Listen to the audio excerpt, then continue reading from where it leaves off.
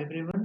आज हम class 6 polity का चैप्टर नंबर 6 से शुरू करने जा रहे हैं और हमारे चैप्टर का नाम है रूरल एडमिनिस्ट्रेशन। यानी कि देखिए, कई बार होता है ऐसा कि हमारे जो गांव होते हैं उस गांव में कई सारा लैंड होता है ना, मतलब अलग अलग लोगों के ज़मीन होते हैं और कई बार उससे रिलेटेड कुछ इशू हो जाता है। फॉर एग्जांपल, किसी ने किसी की ज़मीन के ऊपर थोड़ा सा कब्जा कर दिया, काइंड ऑफ, या ऐसा कुछ, या फिर कोई डिस्प्यूट हो गया लैंड से रिलेटेड। तो इन सब के बारे में आज हम इस चैप्टर में पढ़ने वाले हैं। बात करते हैं अगर यूपीएससी से रिलेटेड इसका इम्पोर्टेंस का, तो देखिए इसमें कुछ बेसिक सा इंफॉर्मेशन है।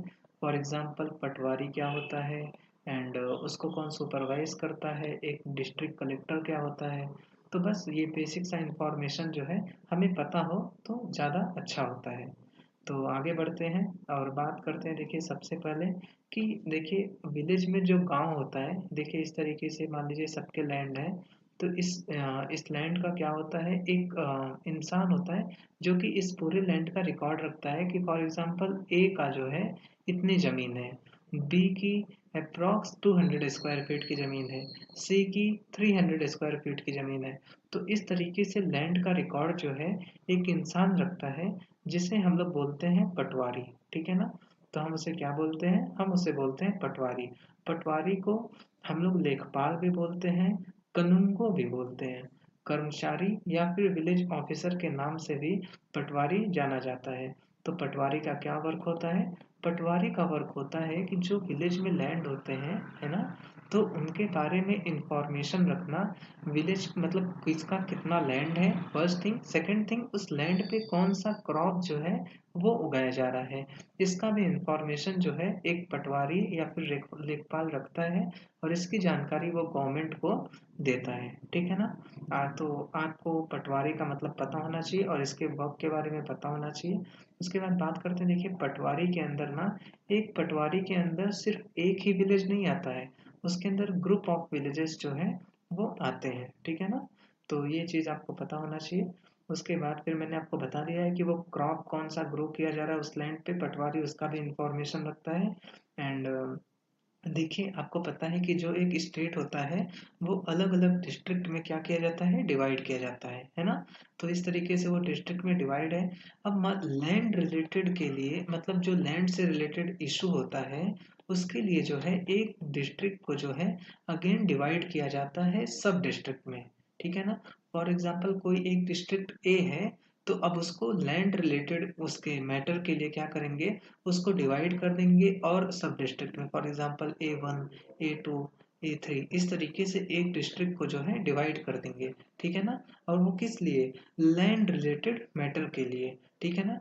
और हर एक सब डिवीजन जो होगा डिस्ट्रिक्ट का, हम लोग उसे क्या बोलेंगे, हम लोग उसे बोलेंगे तहसील या फिर तालुका। ठीक है। तो आपको समझ में आ गया कि एक डिस्ट्रिक्ट जो है उससे जो है अगेन सब डिवाइड किया जाता है लैंड रिलेटेड मैटर के लिए। और हर एक इस सब डिवीजन को क्या बोलते हैं, इसको बोलते हैं तहसील या फिर तालुका। अब इस तहसील या फिर तालुका को हेड कौन करता है, तो वो उसको हेड करता है एक डिस्ट्रिक्ट कलेक्टर। ठीक है ना। तो देखिए डिस्ट्रिक्ट मजिस्ट्रेट अलग होता है, वो लॉ रिलेटेड हर एक चीज को देखता है ना। आपको पता होगा एक आईएएस ऑफिसर जो कि डीएम होता है एक डिस्ट्रिक्ट का, वो लॉ रिलेटेड इशू को देखता है। अगर डिस्ट्रिक्ट कलेक्टर की बात करते हैं तो ये रेवेन्यू से रिलेटेड हर एक चीज को देखता है। ठीक है ना। तहसील में, एक तहसील में डिस्ट्रिक्ट कलेक्टर जो है वो रेवेन्यू से रिलेटेड हर एक चीज को देखता है। एंड डीएम जो होता है वो पूरे एक डिस्ट्रिक्ट का होता है। ओके। तो आगे बढ़ते हैं, बात करते हैं। देखिए ये जो तहसील होता है ना, ये जो तहसील होता है यहीं पे जो है लैंड से रिलेटेड कोई डिस्प्यूट होता है, जब भी कोई लैंड से रिलेटेड कोई डिस्प्यूट होगा तो उसी तहसील में उस चीज़ की सुनवाई होगी। ठीक है, ये चीज़ आपको पता होना चाहिए। एंड बात करते हैं, जो डिस्ट्रिक्ट कलेक्टर होता है उसके अंदर जो है रेवेन्यू ऑफिसर्स होते हैं। मान लीजिए ये डिस्ट्रिक्ट कलेक्टर है, एक तहसील का हेड ये हो गया है ना, तो उसके अंदर कौन हो गए, उसके अंदर हो गए आपके रेवेन्यू ऑफिसर, जिन्हें क्या बोलते हैं, जिन्हें हम लोग तहसीलदार भी बोलते हैं। ठीक है ना। और यही लोग जो है लैंड रिलेटेड डिस्प्यूट को सुनते हैं। ठीक है ना। और ये क्या करते हैं, यही जो तहसीलदार होते हैं ये क्या करते हैं, ये जो है पटवारी के वर्क को सुपरवाइज करते हैं कि पटवारी जो है क्या पूरे लैंड रिलेटेड रिकॉर्ड को रखा है कि नहीं रखा है, उसे जो क्रॉप्स जो ग्रो किए जा रहे हैं पटवारी उसे अपडेट कर रहा है कि नहीं कर रहा है।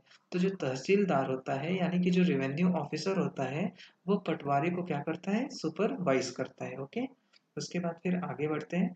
देखिए जब हम लैंड से रिलेटेड कोई चीज़ की बात कर रहे हैं तो एक बहुत ही इम्पॉर्टेंट लॉ है जिसका इंफॉर्मेशन हमें होना चाहिए, और ये हमारे एग्जाम पॉइंट ऑफ व्यू से इम्पॉर्टेंट भी है। चाहे वो आप इसका मेंस में भी यूज हो सकता है और तो और इसका प्री में भी इंफॉर्मेशन आ सकता है। बात करते हैं उस लॉ का क्या नाम है, तो उस लॉ का नाम है हिंदू सक्सेशन अमेंडमेंट एक्ट 2005। ठीक है, तो देखिए इस लॉ का अगर मैं बैकग्राउंड बताऊं तो देखिए स्टार्टिंग में क्या होता था कि मान लीजिए कोई एक फैमिली है ना, मान लीजिए ये कौन हो गए, ये हो गए पापा मम्मी और ये हो गया उनके एक लड़का हो गया और एक लड़की हो गई, है ना। अब देखिए अब इनके ये फादर की कोई प्रॉपर्टी होगी, राइट। ये जो फादर की प्रॉपर्टी है वो किसको जाएगी, बच्चे को जाएगी। और जो डॉटर थी उसकी शादी हो जाएगी तो वो दूसरे घर में चली जाएगी, राइट। जब डॉटर दूसरे घर में चली गई तो उसका जो है फादर की प्रॉपर्टी पे कोई भी हक नहीं है। यानी कि पिताजी का जो भी जायदाद होगा, जो भी प्रॉपर्टी होगी वो किसको जाएगी, एक लड़के को जाएगी, ना कि किसी लड़की को जाएगी। अगर उनकी लड़की है तो वो शादी करके दूसरे घर में चली जाएगी और वो वहां पे रहेगी, उसका जो है जायदाद पे कोई हक नहीं होने वाला है। लेकिन ये हिंदू सक्सेशन अमेंडमेंट एक्ट जो है उसने क्या किया, उसने ऐसा रूल बनाया कि देखिए चाहे वो लड़की हो, चाहे वो लड़का हो, चाहे उसकी मदर हो, हर किसी को प्रॉपर्टी का बराबर का हिस्सा मिलने वाला है। ठीक है ना, मतलब कि डॉटर को भी इसमें इंक्लूड किया गया कि डॉटर भी जो है उसके पास भी प्रॉपर्टी का हक है। यानी कि जो फादर की प्रॉपर्टी है वो सिर्फ लड़के को नहीं लड़की को भी जाएगी। अब देखिए ये लॉ जो है ये अभी रिसेंटली न्यूज़ में भी था। क्यों, क्योंकि देखिए ऐसा इशू आता था क्योंकि ये 2005 में आया है, राइट। तो देखिए ऐसा था कि 2005 में ये आया था। 2000 के पहले मान लीजिए किसी के फादर मर गए थे, उसका प्रॉपर्टी किसको चला गया था, बेटे को चला गया था। और डॉटर की शादी हो गई थी, राइट। तो अब ये था कि अब फादर मर गए हैं, ये लॉ 2005 में आया है, तो क्या फादर की प्रॉपर्टी तब भी डॉटर को जाएगी। तो सुप्रीम कोर्ट ने क्या बोला, सुप्रीम कोर्ट ने बोला once a daughter always a daughter. तो ये आपको चीज याद रखना है, once a daughter always a daughter. मतलब कि एक मतलब हमेशा जो है वो लड़की ही रहेगी, हमेशा ही वो बेटी ही रहेगी। तो इसका क्या मतलब है, सुप्रीम कोर्ट ने क्लियर किया कि 2005 के पहले भी अगर किसी के पापा की मृत्यु हो गई थी, वो मर गए थे, और अगर सन के पास उसकी प्रॉपर्टी गई है, स्टिल वो डॉटर जो है वो हकदार है और वो चाहे तो प्रॉपर्टी में हिस्सा मांग सकती है। ठीक है ना। तो बस इतना आपको पता होना चाहिए, ये लॉ न्यूज़ में भी रिलेटेड था। अगर आपने न्यूज़पेपर पढ़ा होगा तो आपको पता होगा कि ये न्यूज़ में था। तो बस दोस्तों इस चैप्टर में बस इतना ही था, और कुछ इसमें इम्पोर्टेंट था नहीं। आपको बस वो पटवारी वाली चीज़ पता होना चाहिए, डिस्ट्रिक्ट कलेक्टर और डीएम के बीच में डिफरेंस क्या होता है वो पता होना चाहिए। ठीक है ना। एंड ये हिंदू सक्सेशन लॉ जो है अमेंडमेंट वाला, ये आपको पता होना चाहिए। तो बस दोस्तों इस वीडियो में इतना ही। अगर वीडियो अच्छी लगी तो वीडियो को लाइक करिए, चैनल को सब्सक्राइब करिए। Thank you so much.